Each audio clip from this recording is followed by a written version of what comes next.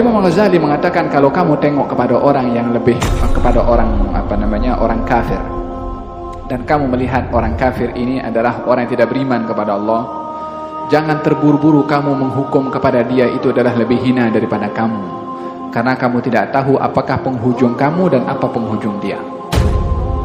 Kalau penghujung dia itu baik, bukankah dalam hadis diceritakan tentang orang yang membunuh 99 orang, digenapkan menjadi 100 orang, lalu akhirnya bertaubat kepada Allah dan diterima taubatnya, walaupun belum sedikit amal yang dilakukan oleh orang tersebut, Allah terima dan masukkan syurga oleh Allah sebelum beramal apapun juga, baru niat, baru azam, baru kekuatan nak bertaubat.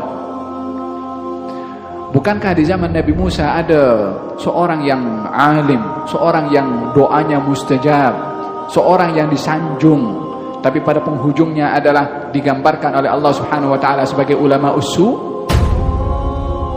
Sebenarnya As bin Ba'ura orangnya saleh, zahirnya penghujungnya adalah nasibnya tidak baik, wal iyadu billah. Idzan kalau melihat orang kafir, jangan terburu-buru menilai kita lebih baik daripada dia sebelum penghujung yang menentukan.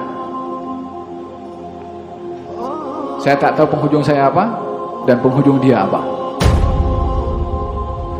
Memang kita adalah membenci kepada kekufurannya, tapi bukan kepada individunya.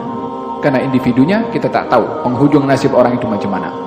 Kalau kita nampak orang tua yang lebih tua daripada kita, yang mungkin orang tua ini adalah tidak salat umpamanya, maka kita melihat orang ini lebih tua daripada saya, yang mungkin dia dulu sudah kenal Islam dulu sebelum saya kenal Islam, sudah berbuat baik sebelum saya berbuat baik, mungkin dia akan mendapatkan hidayah.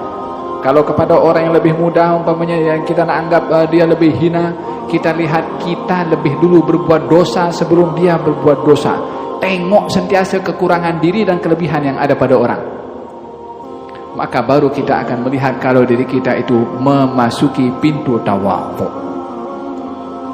Tapi selagi masih kita mempertahankan kita punya ego, dan ini bukan perkara, ini ego, dia macam gunung yang kuat ada di kepala dan juga di dada setiap orang, yang setiap orang mau dihormati dan akan tercabar emosi marah kalau orang tidak hormat kepadanya.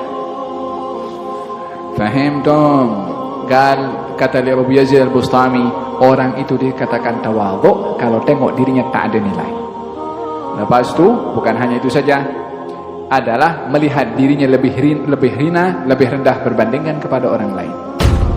Kata baginda Rasulullah ketika mengajarkan tentang tawadhu, rubba ash'ath aghbar madfu' bil abwab law aqsam 'ala Allah la abarrah.